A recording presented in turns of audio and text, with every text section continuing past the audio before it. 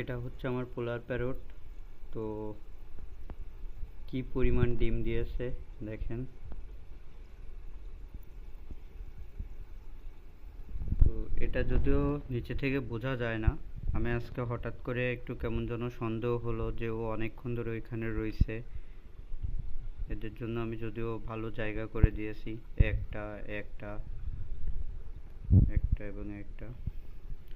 তো আজকে হঠাৎ করে মনে হলো যে ডিম পাড়তে পারে।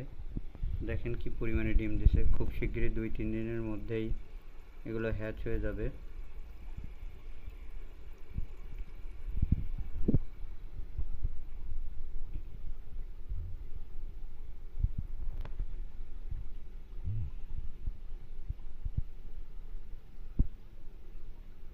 তো ডিম হ্যাচ হয়ে যাওয়ার পরে আরেকটা ভিডিও করব, তখন দেখতে পারবেন।